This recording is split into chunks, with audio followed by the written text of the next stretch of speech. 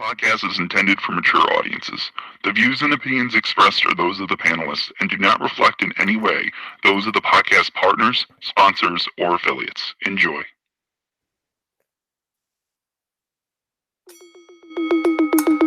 ThaBoxingvoice.com. You seen what he did on Facebook, right? Listen, I'm gonna make a motherfucking emoji like this, look. WTF production.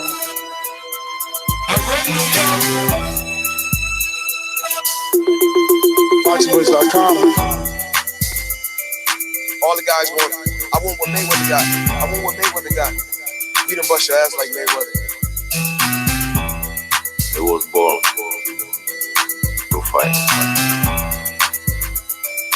My life has always been a fight.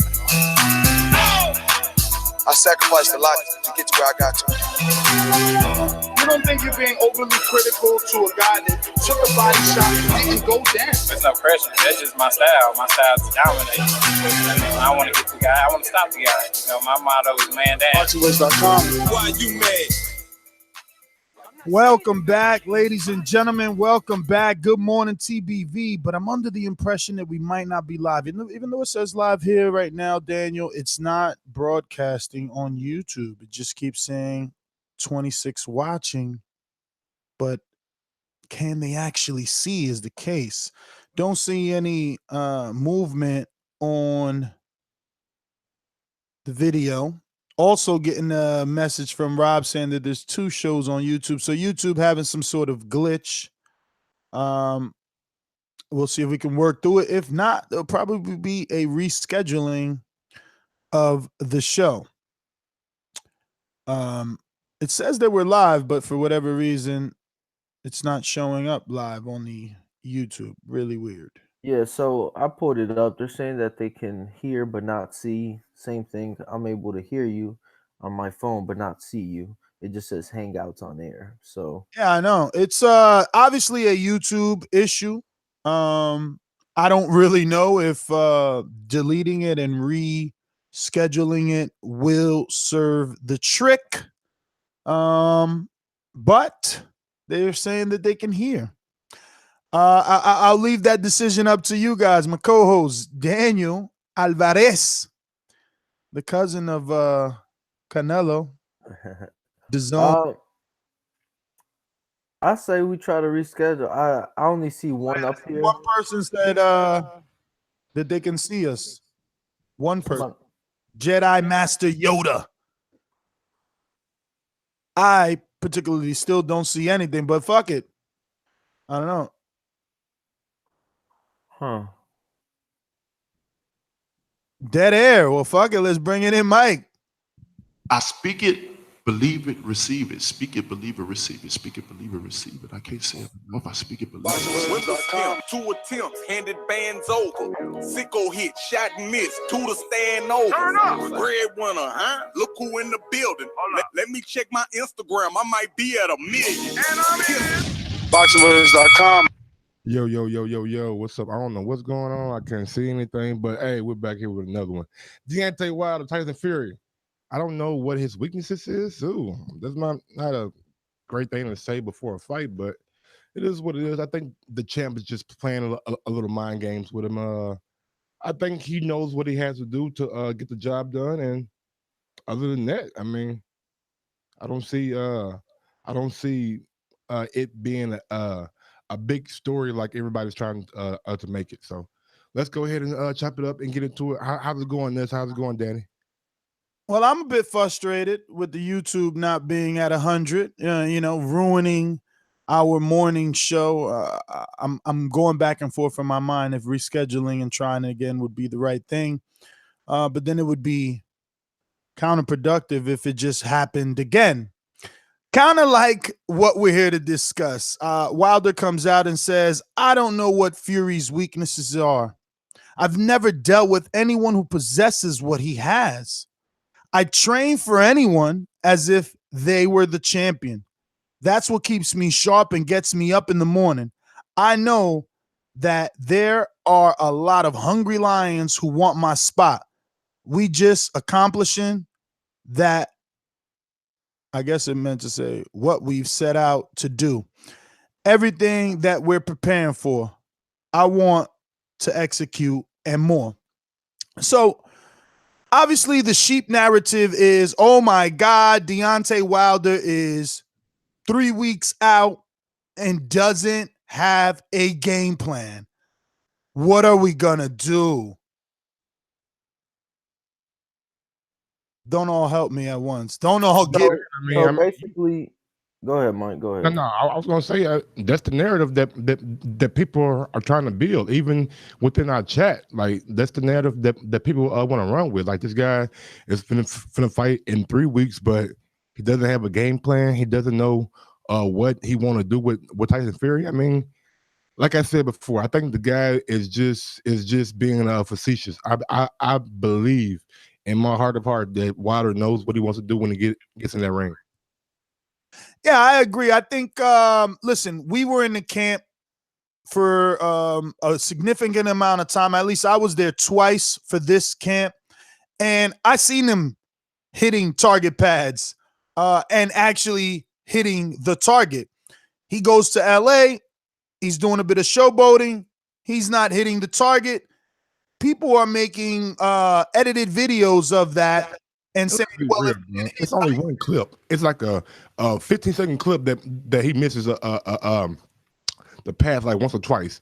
I mean, come on. If you're a fighter and you're having fun and you're moving as fast as he's moving, he's gonna miss. I mean, it's not like he missed it like by a fucking mile. It clipped the motherfucker. I mean, it is what it is. Our video of Deontay Wilder hitting the bag has about 400,000 hits because people are laughing at his technique. They're like, look at the way he hits the bag. He shit with a TE at the end, so you know it's a sheep. But you know what I'm saying? The technique doesn't look good. So the oh my God! I know boxing. I know everything is traditional. I know all that. I know people look at something like Wilder and say, "Hey, he looks awkward. He doesn't look like the boxers of old. He won't look like the boxers of old because he's not a boxer of old. He's a peculiar, awkward 6'7" guy who started boxing when he was 18. So everything he does is not going to be textbook. Real quick, from Dave C. Funny how, God damn it, slow down, chat, slow down. Funny how they praise Bellew for this, but shit on Wilder for the same mentality. So what? Bellew coming into his Usyk fight saying he don't got a game plan? No, I think what he means by it is basically Bellew trying to be great, Bellew trying to fight the big names, so Wilder couldn't get Joshua. He still fought Fury. I'm pretty sure that's what Dave meant. Now what he meant was Bellew was like, I don't know how I'm going to beat him, but when I know that I can beat him. I know the only way for me to beat him is to knock him out. I mean, everybody doesn't think Bellew if it goes the distance, nobody got Bellew winning. That nigga ain't winning no decision. Listen, if you're watching this on YouTube, hit that thumbs up button. Not only does it help with the visibility of the show, but literally today it's going to help with the visibility of the show. Because when you look at it, there's nothing to visually look at. But if you got the thumbs up, it'll let your other fellow boxing fans know, wait a minute, maybe I should just stick around and listen to this Hangout on Air thumbnail.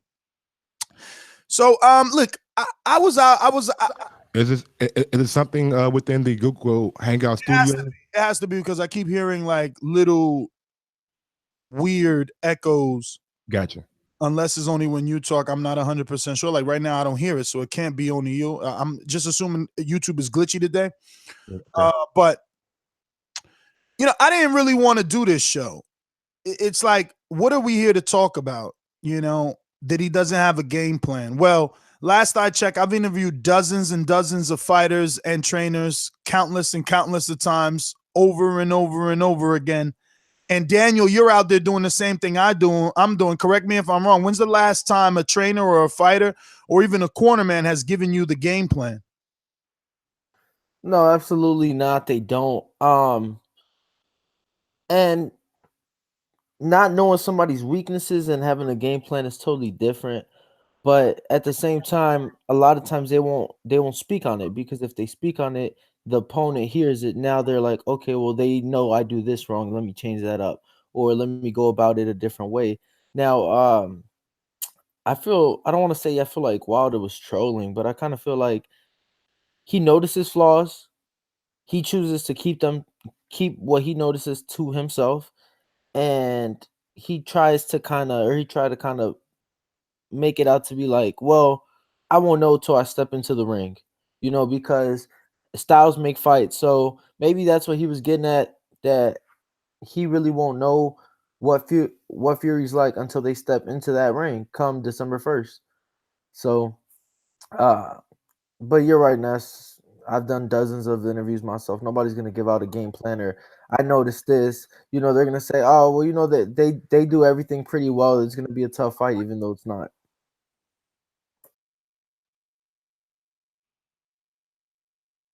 Mike, that was your cue to seamlessly jump in and say, "Yeah, I've been doing a few share interviews myself, and I haven't heard anyone give me the game plan, but it's all right." Bo Mac was saying, Bo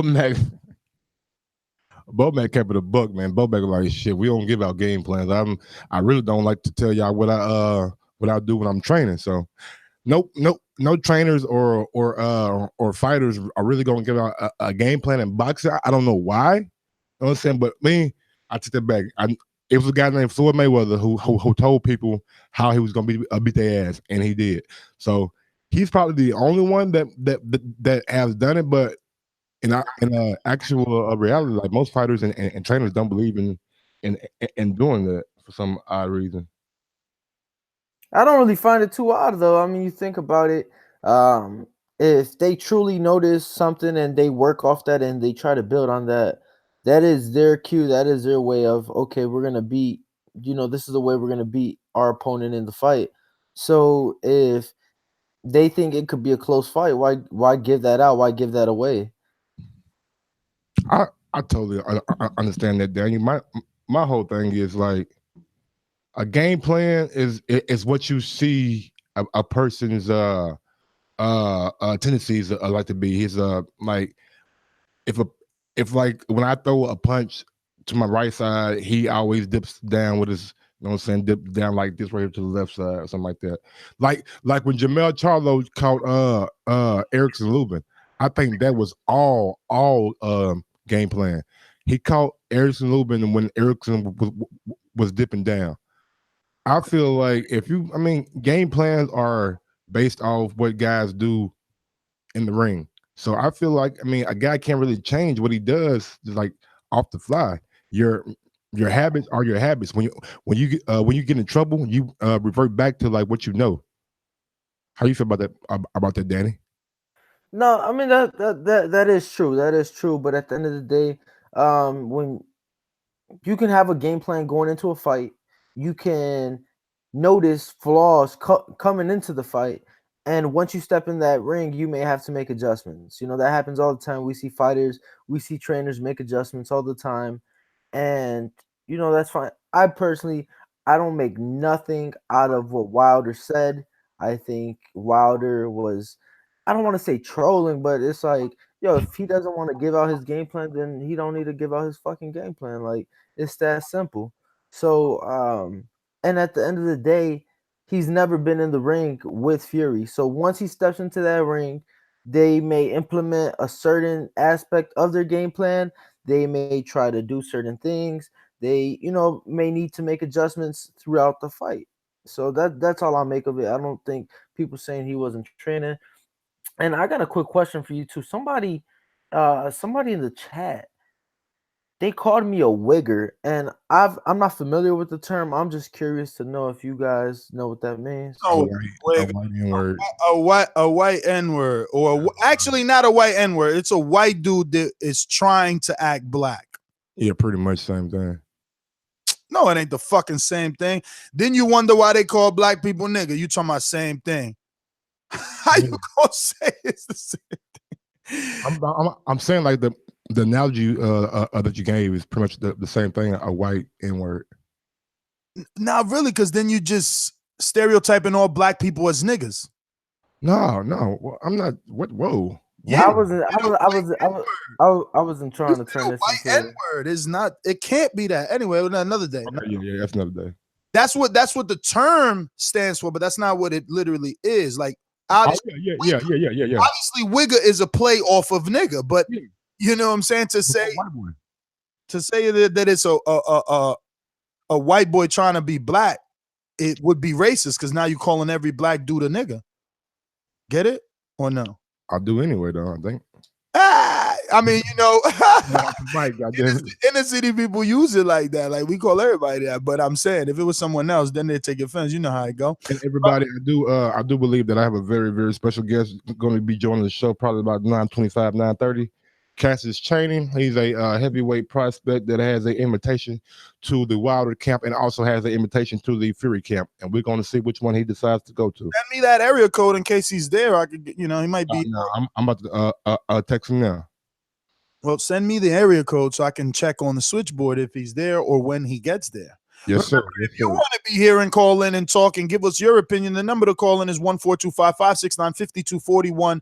Press 1 time to voice your opinion right here on the Voice of the People hotline and basically let us know. I mean, is Wilder trolling like Alvarez says, or is he truly without an idea of what Tyson Fury's weaknesses can be for this particular fight? I'm going to go ahead and open up these phone lines. Hold on before you do that.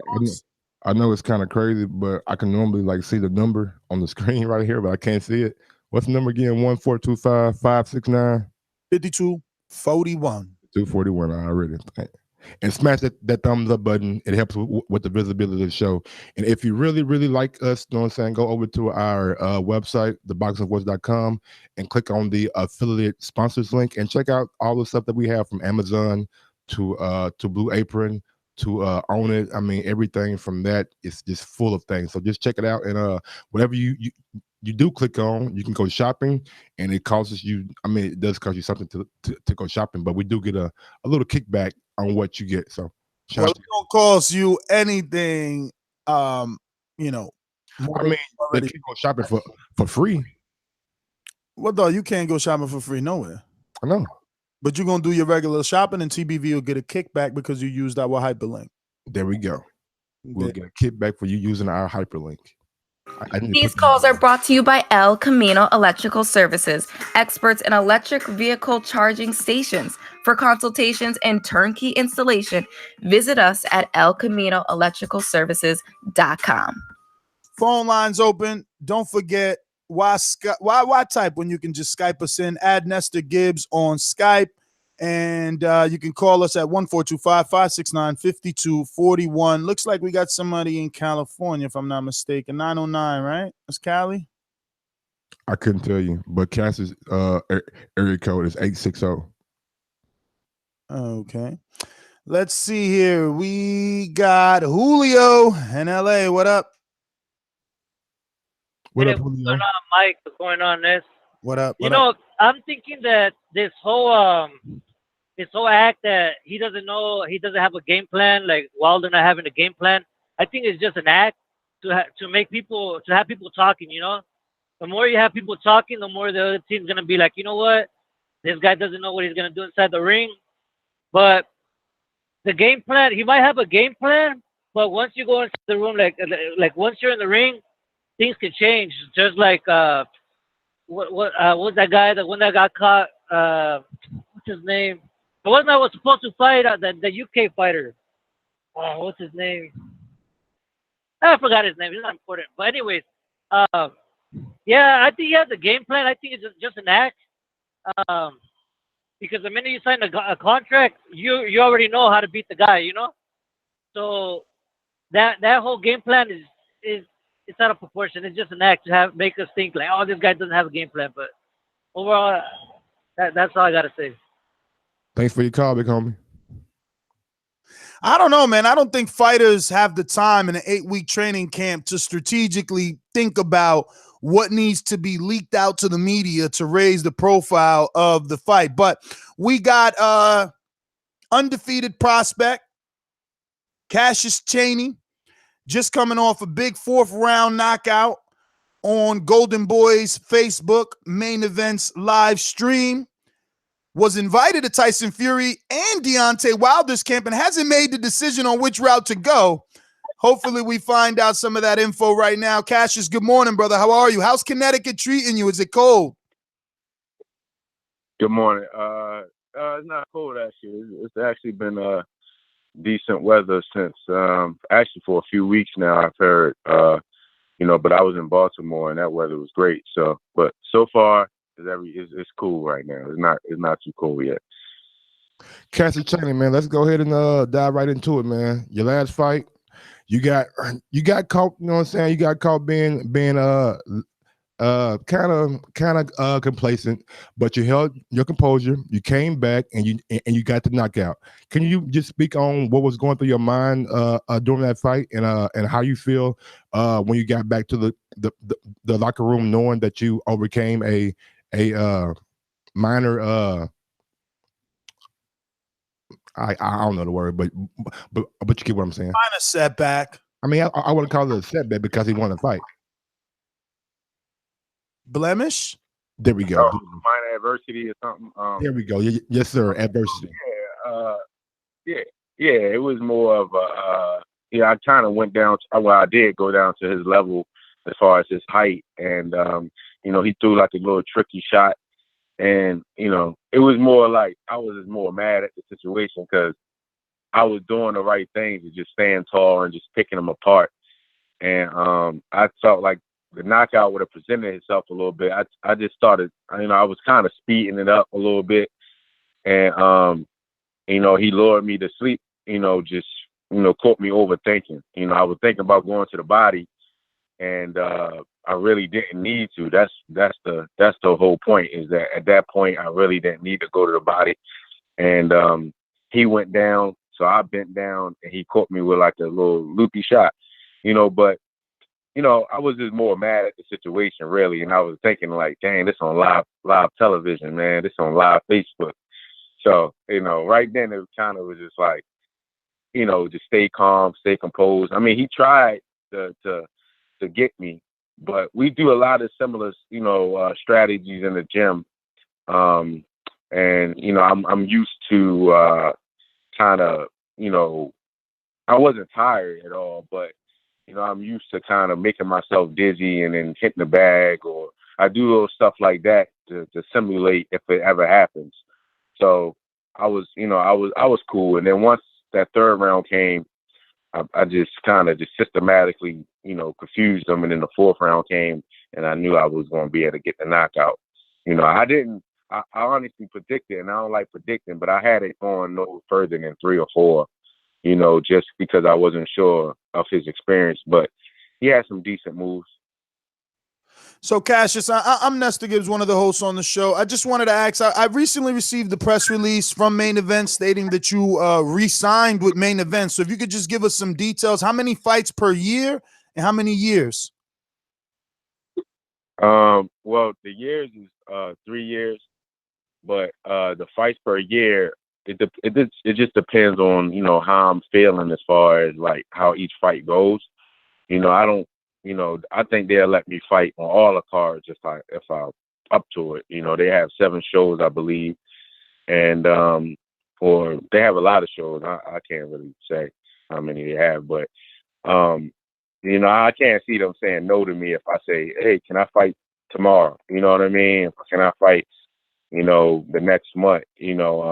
Obviously, the pay might have to change if I want to say I want to fight all 7 cards or something. I'm gonna have to take a little bit less than what I take, but I'm okay with that if I, as long as it just makes me better and I'm being more active and, staying under the lights a little bit, getting used to different training ideas, because this is why it's called the sweet science, is that, the littlest thing can mean a big thing to some people. Like, I'm very disciplined in how I go to sleep and I focus on training and that type of thing. But, if you're not used to training at night, it can feel like you're sleepy. And I did feel a little tired going in the ring because my body's so used to going to sleep at, 8 o'clock, 9 o'clock, when I'm training. So those little things I have to, just learn how to deal with. That's funny. Before I pass it to one of my co-hosts, just to see if they got something, we seen a couple of Mayweather 24/7s where he made that clear to us casual fans. Like, I fight at night, so I train at night. And now you're saying that you were feeling some of those residuals of, your body just being used to being sleep at 8. But Mike or Daniel, do you want to jump in, or can I keep it flowing? Keep it flowing, baby. I think we got the all right, no problem. Because I want to ask a little bit about the amateur background. I know your trainer very well. So I want to know just obviously Golden Boy Facebook and Main Events did an excellent job giving some backstory on you. You know, the fact that you were a basketball player, all that. Like, obviously, my co-host Michael Gross interviewed you, and he went through all those details. But to have it on a platform such as Facebook where millions can reach it was amazing. But just tell us a little bit about your story and the fact that you were a basketball player. How many amateur fights you have, and is there any real pressure that your name is Cassius when you really came into this world thinking you were going to be like the next Jordan, right? Like, boxing wasn't your thing, but I guess it was destined, not only because of the name, and you ended up there. One quick question for you. Answer that. Yeah. Oh, what'd you say? I said, why did you start playing basketball? I think that, just I was more of a I wasn't a selfish player, but I was very good at one-on-one type of situations. So just growing up in Baltimore, I didn't come to Connecticut until I was like 14, 15, but all throughout Baltimore I fought. That's all I did is fight. And basketball really provided me just a different outlook on maturing in life, period. If I would have gotten to boxing at 14, I don't know what I'd be doing. I don't think my personality would even be the same because I'll have a quick temper to, be able to fight again. You know what I mean? I learned, starting late that, look, I can fight, but now it's legal. You know what I mean? Like, all through high school, I was fighting. In college, I was getting in a little fights with teammates. Now, none of that stuff I never gotten really in trouble because it was obviously with, under the rug. But, those little things, it was just always in me, and maybe it is my name. There's no real pressure about my name, but it's more like I know guys want to win when they get in the ring with me because of my name. Come on, Cassius, man. Come on, brother. Your name is Cassius, man. I know there's some kind of pressure on you, brother. No, there's no real pressure, because like I decided to do this because, I got into boxing. It's not like, well, say like with basketball, right? Everybody in my family kind of understands it, watches it, knows it. With boxing, I'm the first one to actually do it. So it's kind of like, it's only so much they can say to me about it. You know what I mean? So from that standpoint, it's more like the pressure is not getting in trouble, not doing anything stupid, not knocking anybody up, that type of thing. That's more the pressure for me, just kind of trying to remain the same, even though things will change as I, keep winning and, more attention. I'm just trying to like stay the same and stay humble, stay in the moment. Let me ask you a question about our topic today. Wilder came out. He said, "I don't know what Fury weaknesses are. Do you think that he's just blowing smoke, or do you really think that he has no ideal or game plan about the Fury fight?" I mean, one of the weaknesses that everybody kind of knows is that Fury's not a puncher. So I do feel like he understands that the odds of Tyson really getting a knockout is slim to none, and the odds of him really pushing himself to win every round is slim to none. You know what I mean? Like Fury's chances are to make it ugly, go the distance, and steal rounds or make close rounds. And I think, from the interview I saw with Wilder in his camp, I saw Jay Diaz speaking about just trying to win a couple rounds early, which is the smart thing to do because that's something Vladimir didn't do because he was confused. So I think they know. I think this is kind of like blowing smoke about it. They're giving him his respects because, he is the Lanil champion technically. So you still got to respect the fact that he dethroned Klitschko first. Have you decided on which camp that you are going to go to? I haven't decided because I'm supposed to fight in December possibly, so I'm actually waiting to find out what the deal is with that. Both guys have been calling me, and I don't, I'm just in the middle, really. I feel it's going to be a draw anyway. So, you know what I mean? I can't really, pick a side yet, but maybe I'll know by the end of the week. I don't know. Cassius, can you just let us know, in your opinion, why do you think both guys are calling you? Again, you're not like a huge amateur like Usyk, right? So it's not like they heard of you from the amateur. How do you think they know about Cassius Chaney? I think I'm just a wild card. I do think that whenever I've gone to camps, I've done well with professionals. I've, carried myself as a professional. I sit back and I learn. I'm listening. I watch. And ironically, it's funny you say that because after Tyson won, and then he got the rematch, we thought the rematch was going to happen with Klitschko. Klitschko asked me to come to his camp. So it's like word travel fast, you know what I mean? And I also feel at this point kind of like I'm getting there, like I'm kind of starting to turn the corner as far as me being a young heavyweight. Boxing wise, I'm young. And I do understand, like, maturity wise, I have to, still grow as a person. But I do feel like some of these guys like to bring you back so they can get a feel for you. They kind of, I might fight Wilder down the line. I might fight Tyson Fury down the line. I might fight Joshua down the line. So, I'm kind of starting to get that buzz a little bit that, that I could be a problem down the line. And I think that's why, that's part of it. And, I take these camps serious when I go. I'm not really going for the money. If I go, I'm going for the experience and to get better. If you go just for the money, you're not going to have fun. You're not going to like it. You're just going to be there. So I just have to be smart in whatever decisions I make for this from here on out.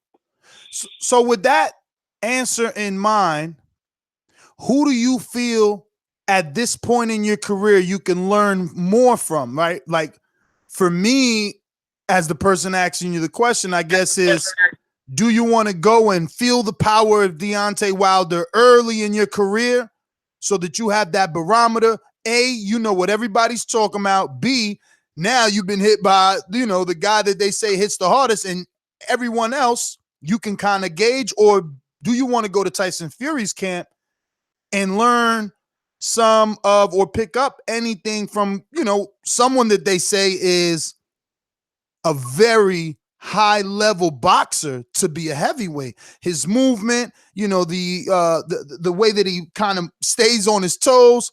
What do you think is, I guess, better for Chaney at this point?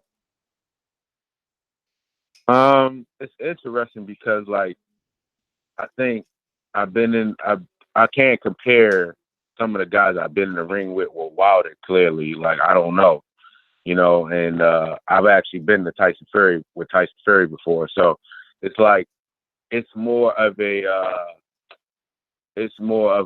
situation where I would have to go down there with my coach, and I have a coach too, whether it's in Alabama or whether it's in California. I think I'm kind of past the point of going by myself so much, because I did it so much early in my career as an amateur, as an early pro. I went to all these camps by myself with Mansoor, with Tyson Fury, Jung Jalay, all those guys. I was by myself, and you don't want to get into that. Like, everybody's gonna do good like the first 2-3 weeks because you're happy to be there. It's fun, you know what I mean? But then you need somebody to still work with you when you're on the off time. And if I plan to be champion, if I plan to be a contender in this division, I got to look at all those situations, because on your downtime, when you want to train or go do pads, you can't. If you want to watch film, you can't, but they can watch film with you. You get what I mean? So all those little things come into play. Like, the power thing, I'm strong too. So it really, like, I don't really think about it like that. If I went, it would be more of a learn how he runs his camp, learn, maybe how he trains, different techniques. But, I've seen Tyson Fury's situation before, and I'm sure it's really not that much different. I think he's just in a situation where he's having more fun. Now, damn, it slipped my mind. Oh my god. Go Go ahead. I was gonna ask him. Now you talking about coming back in December?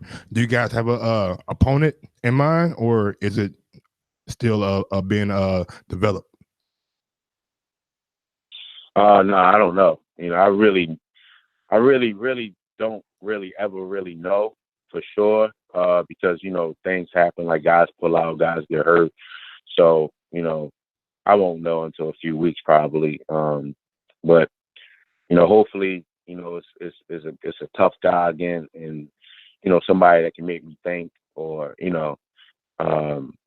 that's going to hit me a little bit, because I have to learn how to stay calm, not stay calm, but more just know that I'm going to get my turn again if a guy catches me or gets inside. I have to learn how to not always want to engage so much, because of the crowd and the atmosphere. So, whatever happens, whatever's presented, I'll be happy with it.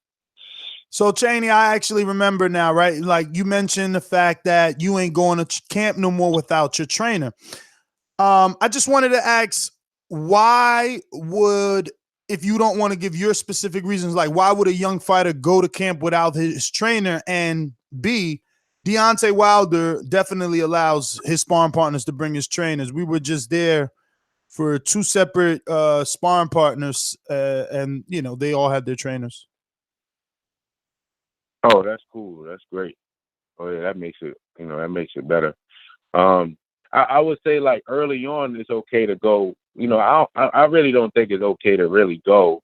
It depends who you are. You got to remember too, when I got into boxing, I was a little older, so I'm more comfortable kind of and my personality is different too. So, people like to help me, people like to teach me things.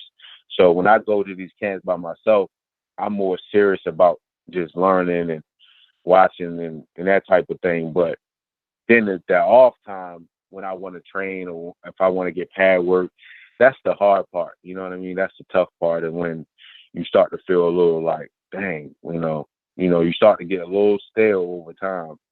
And it's important to stay sharp. It's important to still feel like that dog, even though you're in somebody else's camp. You still want to feel like that, and it's important. So that's just my opinion on it. But it depends who you are. Some people can do it, and some people like to have their trainers. So you said you had a session with you pronounce his name correct. I don't even call him that. We just call him Zilly Zhang Bang around here. But the heavyweight from China that's going to be fighting in Monaco versus Alexander Ustinov. Mm-hmm. You remember? You know what I'm talking about? Yeah. When I was amateur, maybe a few years before I turned pro, actually, they asked me to come down and help them with sparring, and it was cool. I liked it. I was green, I was raw, but he was cool. He was smooth. We had some cool sparring sessions, and of course, I sparred with Charles Martin. They both southpaws, so I'm kind of familiar with southpaws actually. And it was great going down there, man. It was cool. He was a cool dude. He's a cool dude for real. So obviously we were discussing Wilder's comments and how he doesn't know what Fury's weaknesses are. So I got to ask, when you were coming into fight night with Santino Turnbow, did you know any of his weaknesses? I would say this, and I don't want to give out my intellect too much, but I'll say this, is that when I watched some of his film, and there's not really any film on him, I felt like maybe, this might be a situation like Amir. Amir went away for a little bit. He came out. He still had his boxing acclimate. This is how I felt about this guy. Like some of these guys that start boxing early and then they stop, they come back to boxing as pros, but they still got like that boxing IQs and acclimates. But one of the things I saw on the film is that he pushes his trunks down a lot. Like he has a habit of like, you know, a lot of guys push their trunks down, touch their trunks for some reason, like that cup is too high. And I felt like eventually he might do that in the fight or might want to do it. And, you know, that was the only tendency I really felt like could be I could pick up on if he did it. And I'm not saying he did that when I knocked him out, but his motion of his hands was similar to that. Like he might have wanted to do it. And those are things that I kind of look for. I don't really look for a guy to fight me like they fought the other guy because, you know, it's a little different. I'm taller, you know, and that type of thing. But yeah, so I didn't see really much weaknesses or strengths or anything, but that was one of the tendencies that I saw. I got one last quick question for you, man, and this will be my last question. It's gonna be a hard one. Is Roxy as fine on TV as she is in real life, or vice versa? Oh man, I got her short. So what happened was, right, I worked out Friday night when we got to the hotel, right, and I finished working out with my coaches. So we get on the elevator, and she's getting off, and I see it. I'm like, hey, she looked familiar. So I said, excuse me, what's your name? And she was like, you're gonna find out tomorrow. And I'm like, all right, maybe she's a card girl or something. I'm like, but in my mind, I'm like, a card girl. I'm like, that. Yeah, I'm like, that must be. I look like Roxy. In my mind, I'm saying that all the time, all night now, right? I'm like, who is that? I don't know who that. So the next day we had to do fighter meetings. I go in a fighter meeting, and she's sitting there, and I'm like, all right, I think this Roxy now for sure. I think it is. And she was like, are you done hollering at girls on the elevator? Are you focused? I was like, first of all, I was not hollering at you. You look familiar, and I just asked what your name was. And she was like, well, I'm Roxy Diaz, whatever. And I was like, oh, see, I told my coaches, you look familiar. I was like, I wasn't hollering at you or anything, but yeah, you look familiar. But yeah. Hey, did it work? You know what I'm saying? Before I said I want to holler at you, did it work first? You know what I'm saying? No, I ain't really. I'm just playing with you, brother. Oh, all right. Yeah, I'm talking about for me. I'm not a fighter. I wouldn't been in getting smashed mode. You feel me? But, but shout out to Roxy. With all due respect to Roxy, shout out to her. Yeah, y'all can holler because y'all and the coaches and stuff. But me, I was just, I'm cool like that. So, matter of fact, if she would have said her name, I would have pointed at one of the coaches like they told me to ask you. So I already had it planned, but she just went and was like, you'll find out tomorrow. Like she already knew I was coming, from a workout or something. So she was cool though. She was friendly. She was nice, and that's that thing. So, Cassius, my last one is obviously, the goal is moving up the rankings. Amir Mansour is ranked a little bit above you. Significantly enough. It's a good enough jump, about a 20 ranking jump. It's someone you know. Do you feel he would take the fight versus you at this point, especially coming off the loss to Flip Hargrovic and I think that was Russia, Yeah, I was helping him. Actually, well, I kind of helped him for that. He only had like a week of training. I don't know. I'm not going to say yes or no. I would say if I had to say, I would probably say no in the sense that we talk a lot. You know what I mean? We talk pretty much. Like he was the first camp that invited me to that camp, and I've been schooled by some really some guys in the game, and I can honestly say that. So I don't know. It is boxing, so you never know. You just saw Danny Jacobs fight one of his gym mates, but they didn't talk. So, it's a little different. Like Gerald Washington, we talk often. And it just, I don't know. Some of it is just my personality. So for you, you won't take it then. If it was offered to you, you won't take it. Because I thought he wouldn't take it because you're young and up and coming. But I mean, it sounds like you wouldn't take it because you look at him like a mentor. Would I take it? It would be hard for me not to take it. To be honest with you, I'm gonna be honest. But that's what I like to hear. Boxing, you know, we in it. That's what I like to hear. I'm tired of the Adrian Broner saying everybody they brother. You know. Yeah, nah. You know, he understands his business. You know what I'm saying? He, like I said, he just schools me on just, you know, he tells me all the time, man, I believe you can be champ. You're going to be champ for real. So, you know, but, you know, it is business. It's boxing, man. This is the one in the top sport in the chain, man. So, you know, I know he going to bring it. I know I will bring it. It would probably make for a really good fight, to be honest with you, because I know he going to bring it. And I know how I am as far as like entertainment and that type of thing. Man, it's funny because in the amateurs I just won, but yeah, I don't know, man. That's my big, that's my big homie, man. But it's definitely something. It's definitely something that could be done in DC, Baltimore, Delaware, Philly. Like there's a market for that fight. You know, Mansour was a ticket seller in Delaware. And he's known. He's been on TV enough. You know, you train in the Baltimore area. You know, who knows? Maybe the DC Armory one day. But look, Cassius, we don't want to take too much of your time. We want to thank you, obviously, for coming on the Boxing Voice and you know, giving us a little insight into boxing camps, into your life, your win, posts, and everything to come. Give everybody your social media at this time so those that aren't following you can do so. And once again, thank you for the time. All right, yeah, you know, you can follow me on Cassius_Chaney or Cassius Chaney on Facebook. And I just want to say thank you to the Boxing Voice and thank you to all those who support me and have helped me out throughout my career. Thanks for your time, brother. So, man, y'all started that, man. Hey, Cassius, FYI, I'm the one that's been hitting you on IG, man. I want to come to camp either in Connecticut or Baltimore. Actually, IG and Facebook, we've been communicating. Yeah, well, Baltimore will be the best because when I'm in Connecticut, I'm just starting my conditioning tomorrow. So it'd be boring. You know you'll probably want to. And hold on. I want to give him. Hold on. I had the Calvin Ford question. I forgot because you know he's a big shout out though. What's up? A big shout out, man. Cassius Chaney mentors other youth in Connecticut. So, man, big shout out to that, bro. Thank you for your public service.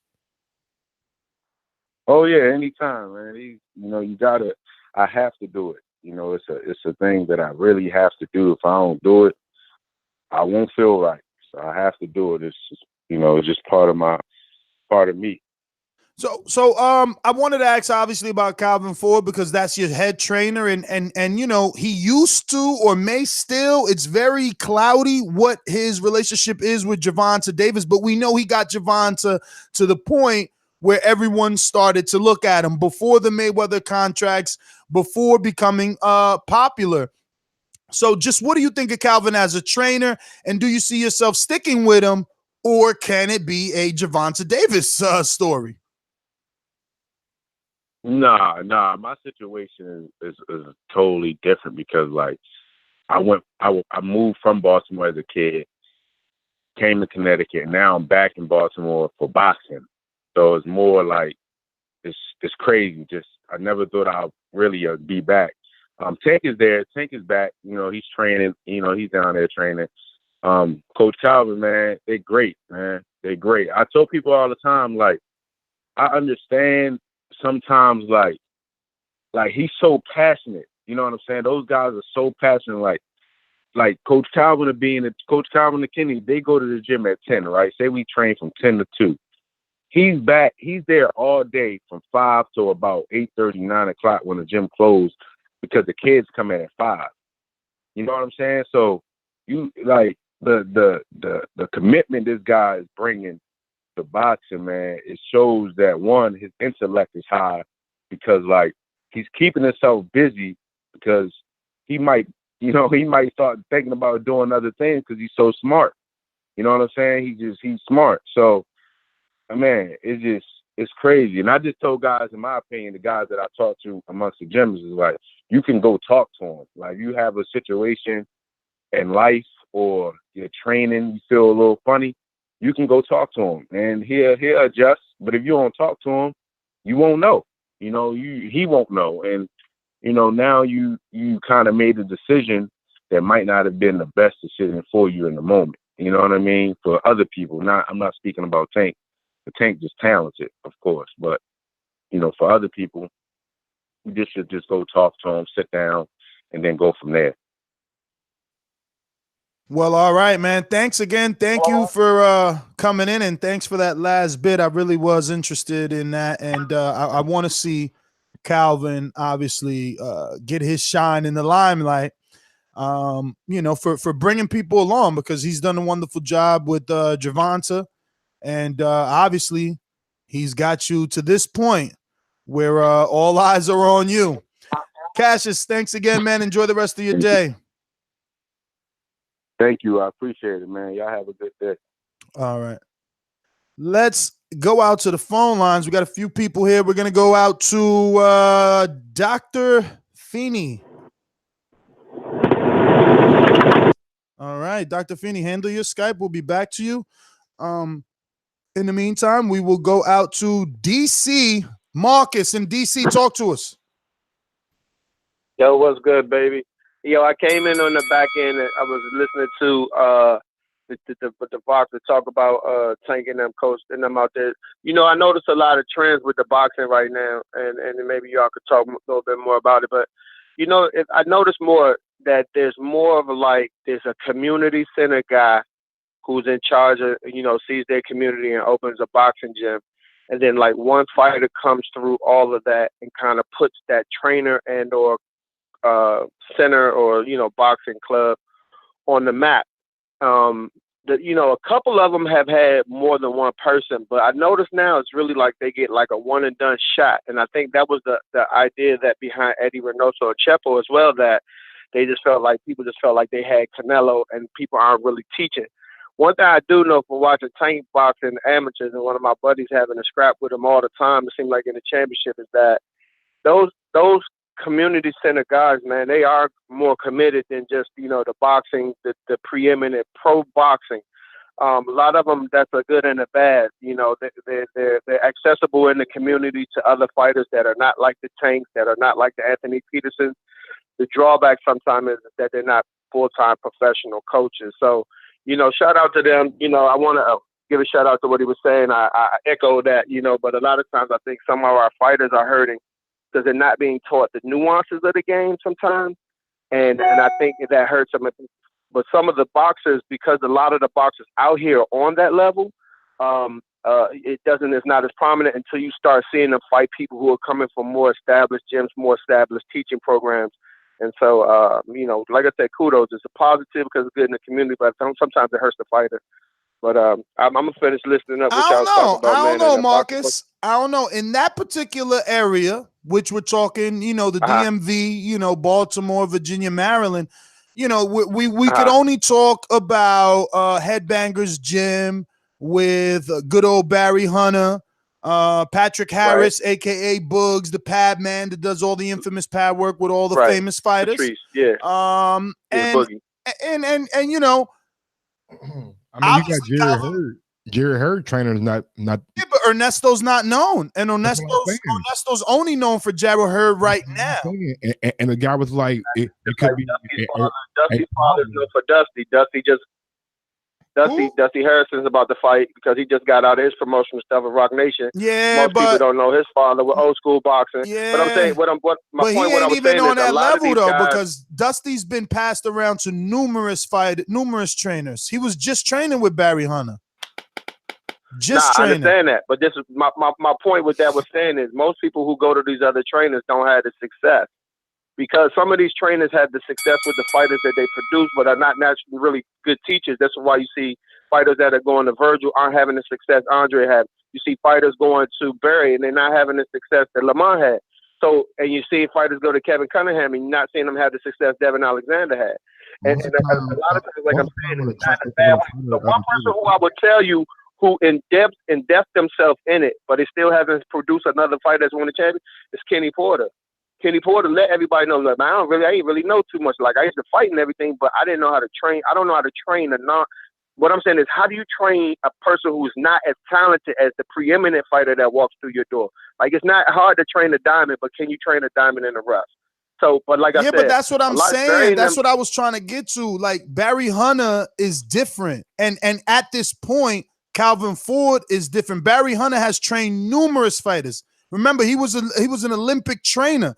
All the Rashi Warrens. No, listen, I know Barry when he had his first fighter that won him a national was Harold Parker. So, you know, I'm here.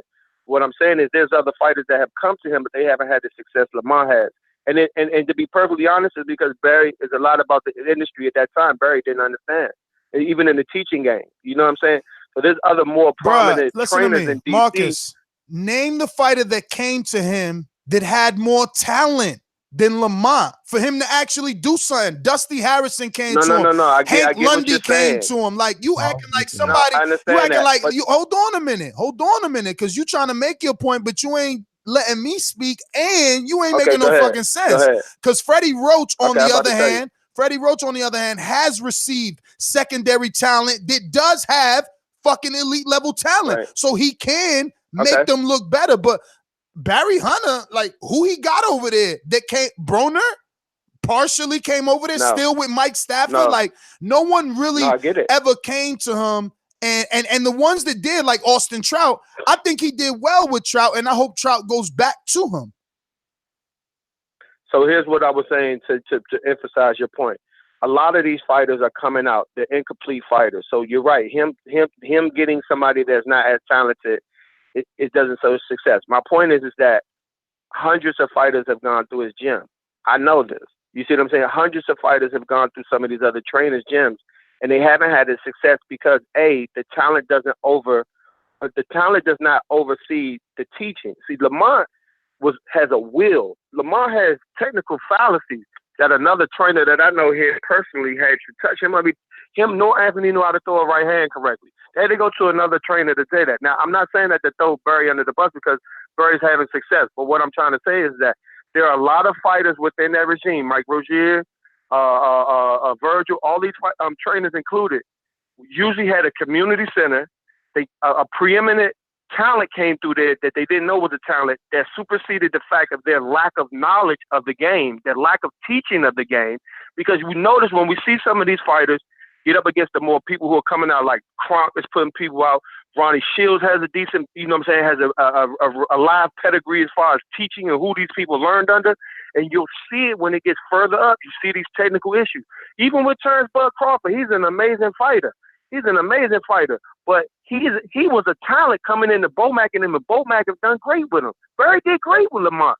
Mike Rozier did great with Danny. But only thing I'm just saying is that part of the issue with some of these guys is that they come from a community center background where these guys just happen to walk into their gym and become world champions. And then there's a struggle between maintaining that base which you started, which was a community center who just happened to produce a elite level fighter, or are you a professional trainer? And this is where I'm telling you the disconnect happens. I'm not faulting it. I'm just pointing it out. I see this personally. You know what I'm saying? So, but like I said, that's why I say to echo what the fighter has said.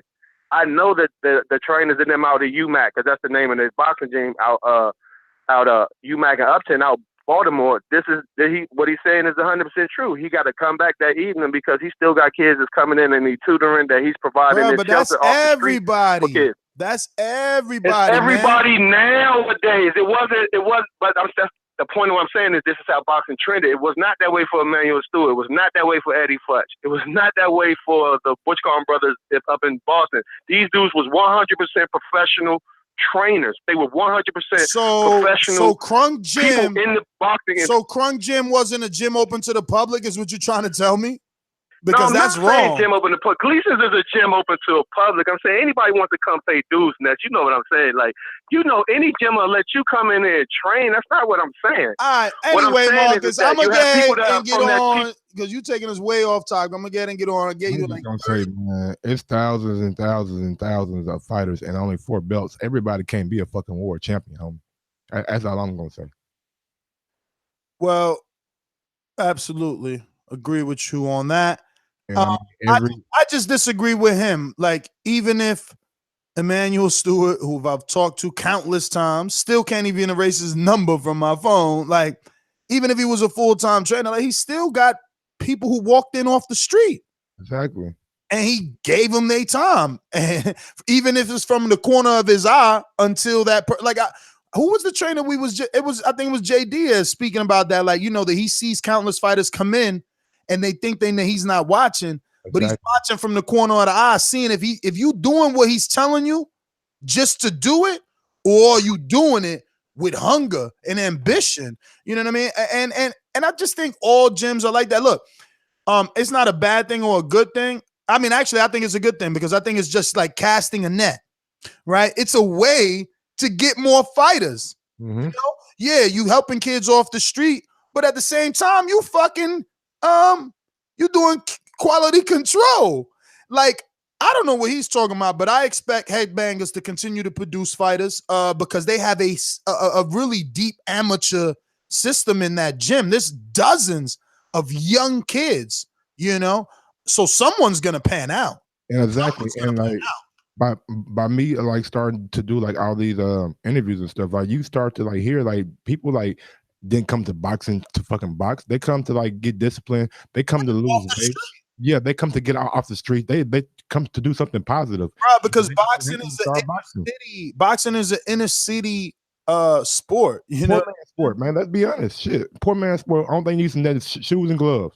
Yo, you hear all the big fighters say, "Nah, my father had to take me to boxing because either was so much energy that they had to find what to do with it, or they needed discipline, or they was in the street, or they was in jail. They learned it in jail." I mean, like that's the way that it is. This is our sport. Like it is what it is. Suleiman Escala, New York City. Talk to me.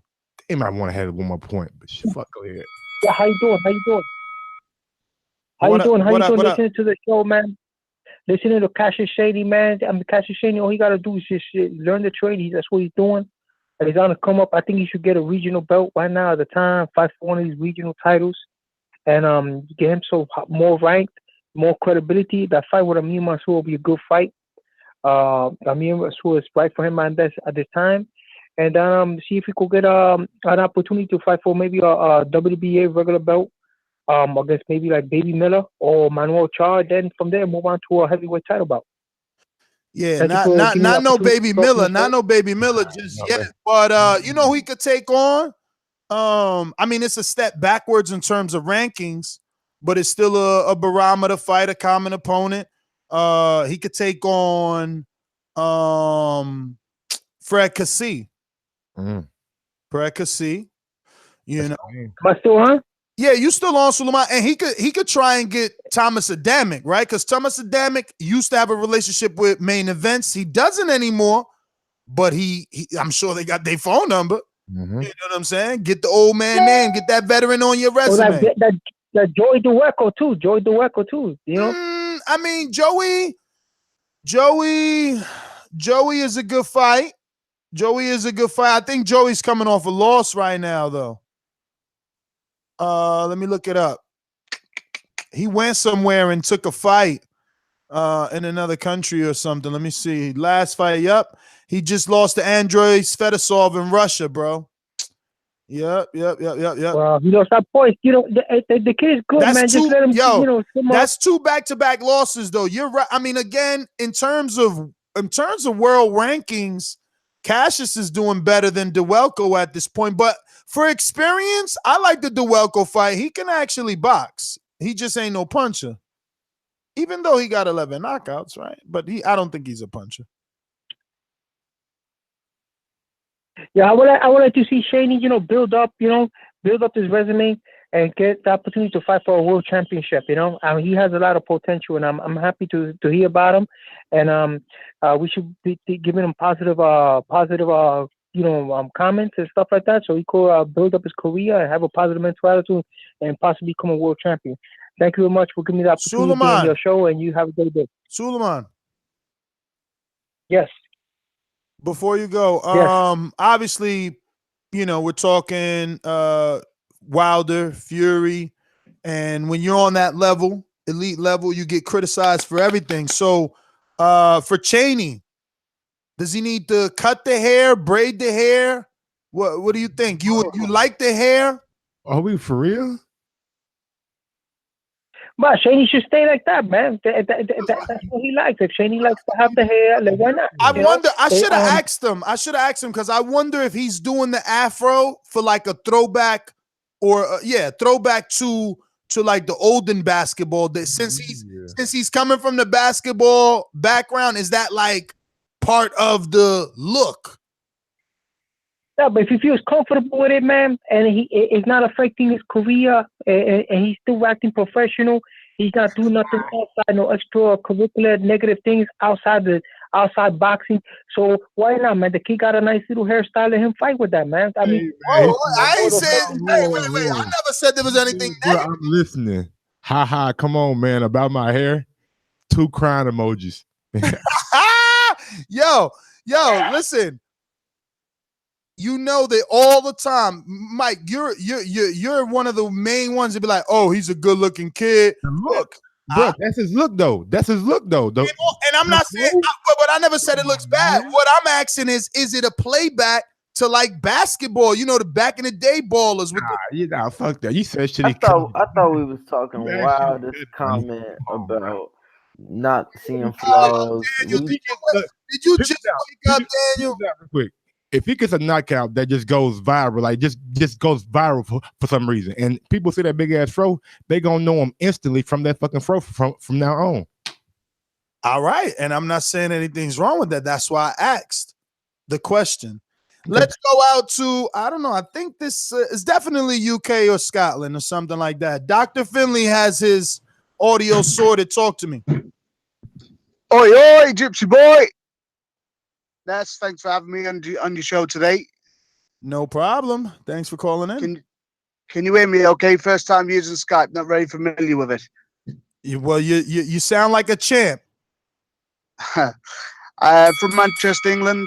Let's talk boxing. Let's talk Deontay Wilder and Tyson Fury. What do you want to know? How's he going to lose? Who, Tyson Fury or Deontay? Whoever you think is going to lose. Let me explain something to you. Tyson Fury, right, is going to absolutely box Deontay Wilder's head off. The man can't box. Explain to me how is he going to win with one shot? Well, you sound like you listened to like 16 Tyson Fury interviews before you came on. Listen, right, I'm a gypsy man, like myself, a proper gypsy man, right? Get up there and he would fight and he'd punch his face right in for him. Absolutely punch his face in for him. Wait till December 1st. Wait and see what happens. Yeah, but Fury's not going to stand there like a proper gypsy. Fury's going to run around the ring like a proper... Listen, around the track ring, star. Right, running around the ring is being sensible, because he's not going to sit there and let somebody punch him in the face to get knocked out. Who with a right sense of mind is going to stand up in front of a man like Deontay Wilder? Don't get me wrong, the man can punch, but with a boxing brain, who's going to stand in front of him and let him hit him with the right hand? Explain to me. Well, I'm trying to explain, Mr. Finley. That's Tyson's cousin. How is it that you believe that lesser men like Pianeta or Derek Chisora or Christian Hammer, excuse me, let me finish. Let me get to my point. How is it that you believe those men can land punches, but Wilder will not? Listen, Tyson Fury was playing about with them kind of men, literally playing about with them.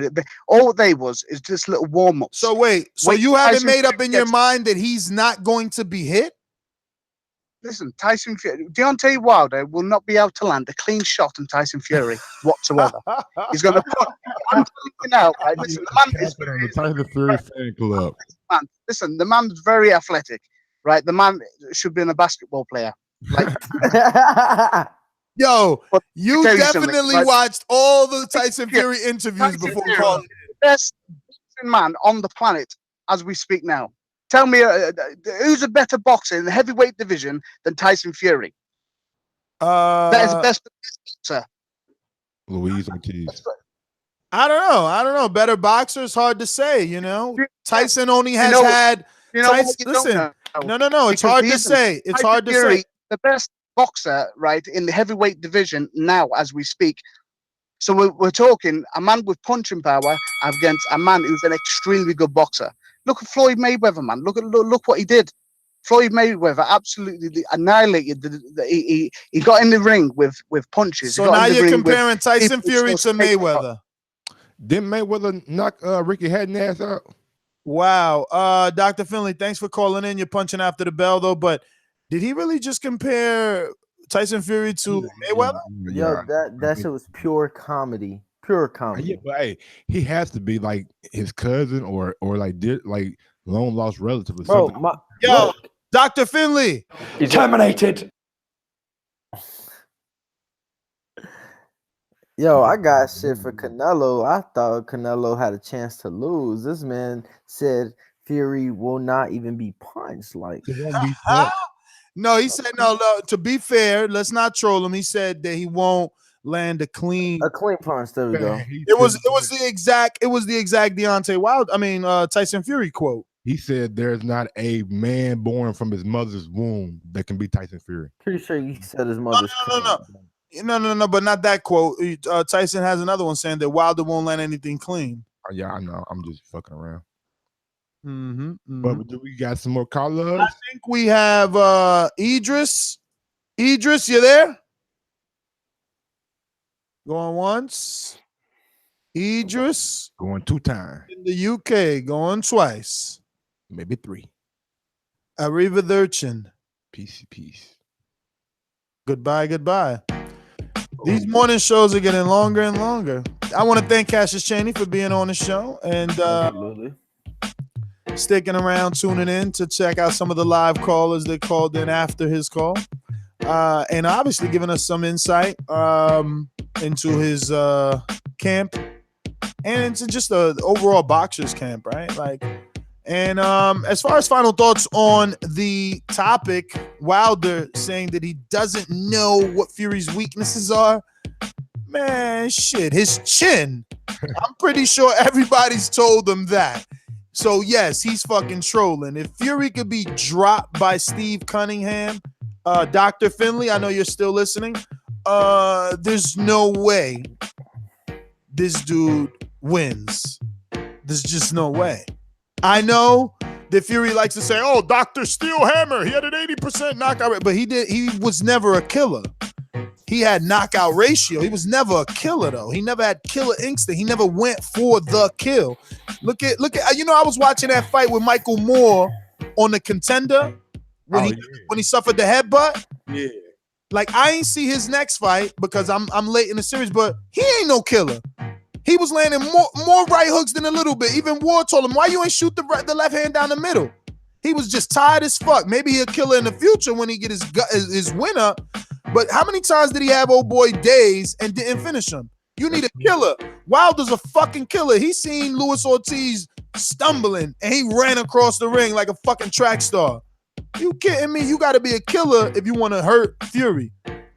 And listen, we seen Steve Cunningham coming from the mean streets of Philadelphia, not let no big man bully him.